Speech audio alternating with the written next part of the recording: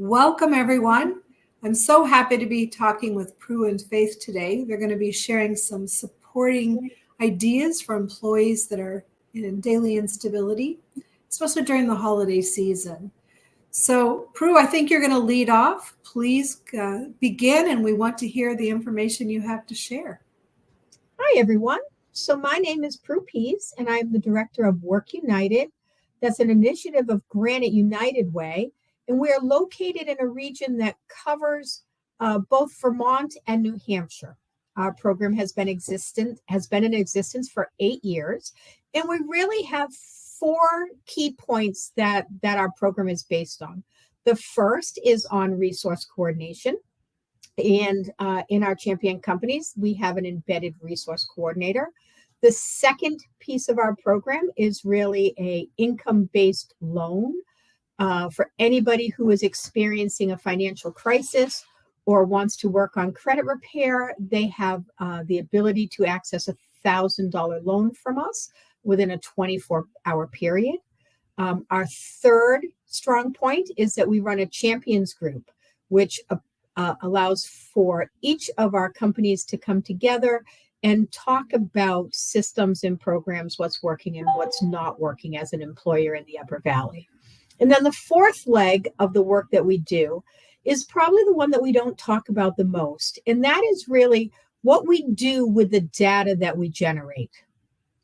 And so the question that we were asked to talk about today is around how do our companies wrap around our employees?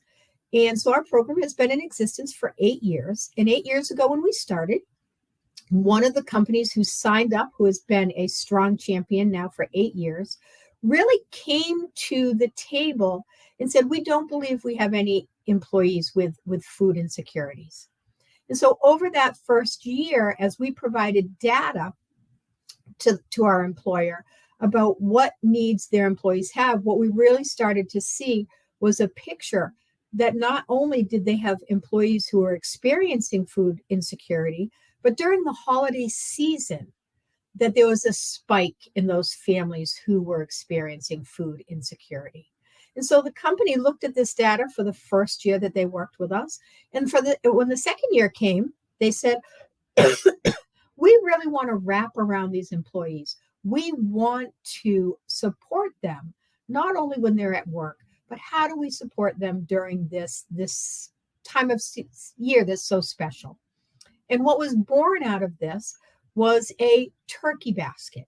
And the champion that we work with, they have retail, they have a production floor, they also have a restaurant incorporated into their company. And in the past, employees had always been encouraged to donate to a food box that was then transported to the local food shelf here in town. But after looking at this data, the company shifted that. And it's now been 7 years, they put out food boxes within their company, and they know that they are donating to other individuals who work with them every day. And that family will receive a turkey and all of the fixings. It is 100% confidential. The company posts a flyer that says it's turkey time. And the employees who are in need of that food box, they don't have to provide any income. They don't have to provide a reason why they need the food box. All they have to do is identify themselves to me. So it is 100% confidential.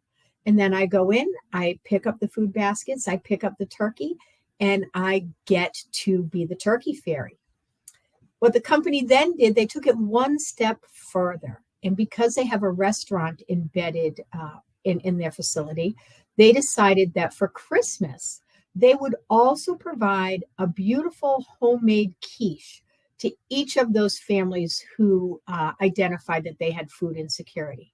So I have also become the Christmas quiche fairy. And 2 days before Christmas, I go out and deliver these wonderful quiches.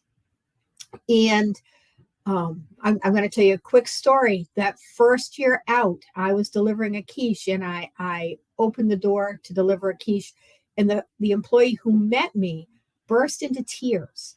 And she said, our family had decided not to gather this year for Christmas because they didn't have enough money for Christmas dinner. They said, so we're not going to come together. She said, and then I got the message that you were bringing my quiche. And what happened was almost a stone soup holiday gathering where the Christmas quiche became the whole focus of Christmas dinner. And then each of the family members brought something to add to that table. And they came back after Christmas, and it was a wonderful experience. And I still see that family, and they talk about the tradition that was born that year. And that still now, 7 years later, they have a large quiche for Christmas, and everybody brings something to add to the table, and a whole shift in philosophy, which is very different than how it had happened in that family before. So I'm going to pass this on to Faith. Faith is my lead resource coordinator here in the Upper Valley, and she has been with me now for 3 years. Mm-hmm. And she's going to talk about one of her companies that has embraced doing a Christmas gift program. Mm-hmm. So I had the HR woman reach out to me when I first came on as a resource coordinator in her company and asked if I could help out with their holiday program, which is really about coming together for their community.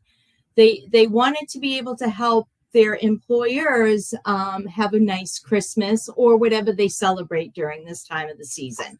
So what happens is that people will come and meet with me in person, and I'm right on site. So they don't have to leave their company. They don't have to take time off. They can come in and meet with me. We talk about what their children's needs are. This is for children up to 18 years old, and it's wrapped around the family unit. And family is defined by whatever you choose to define family as, which is wonderful. So sometimes I've had grandparents come, I've had step parents, I've had foster parents come and meet with me, and we would discuss what the children's needs are and what the children's wants are, because that can be two different things. And then we talk about what they enjoy, what age group are they in, and so on. So then what I do is I send that information to HR, not with their names, because everything is confidential, but just with a number. So then HR takes that number and hangs a tag on a community tree within their business. And then folks can come and pick that family. Now, if it's a big family, they can also break that family up. So if one person wants to get one of the children and another person wants to get another child, that's more than, that's welcoming.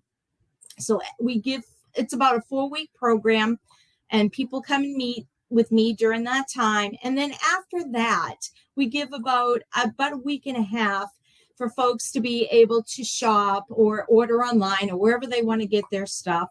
And then they bring it into the HR person. The HR person puts it in different types of containers, depending on the number. And then I come on board and I distribute them. So everything is confidential, and the company does not know who is reaching out. There is no income limit on this, and it's all about the family unit. And however, like I said, however you define that.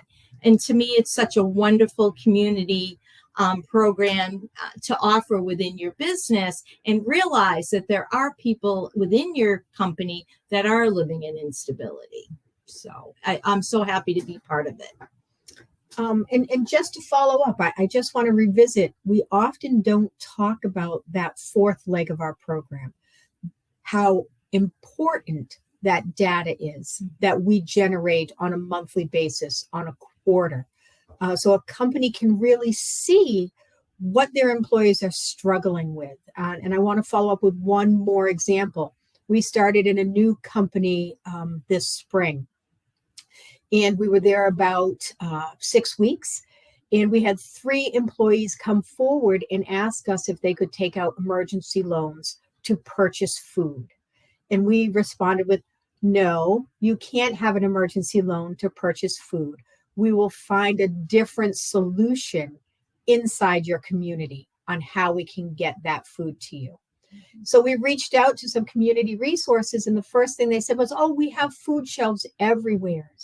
But when we did our research, when we looked at those food shelves, what we found was that those food shelves were open during the workday, or those food shelves were located in areas where there wasn't public transportation, or the food shelves needed some type of documentation, ID process that my employees could not produce.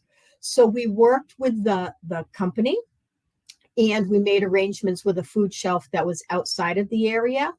And Faith and I, as the lead resource coordinators who were going into this company once a week, about 4 months ago, started transporting food, mostly fresh fruit and vegetables, into this company on a weekly basis. It has taken off. That company looked at this need that they had not been aware of before. And now they have an on-site food shelf where any employee can access that. They have fruit and vegetables. They have all sorts of staples. It's right there in the business. And we're talking about with them about how that will expand during the holiday season. How can they continue to wrap around and help their employees meet those needs on a weekly basis, on a daily basis, during the upcoming holiday season. How do we take our data? How do we look at that data? And then how can a company wrap around their employees? And how does that change the relationship that the employee has with their employer? It's no longer they become just an employee.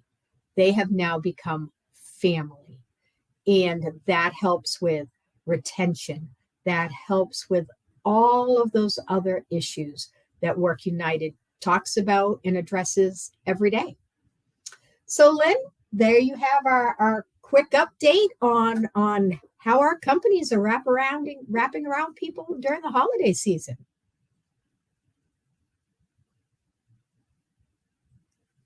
Can't hear you, Lynn. Thank you. You have great stories, wonderful information for others to consider for their community. I really am thankful that you're willing to share this, and know that as other ideas come to you and to your different employers, that you'll share those with us as well. Thank you for having us. Yes, thanks very much.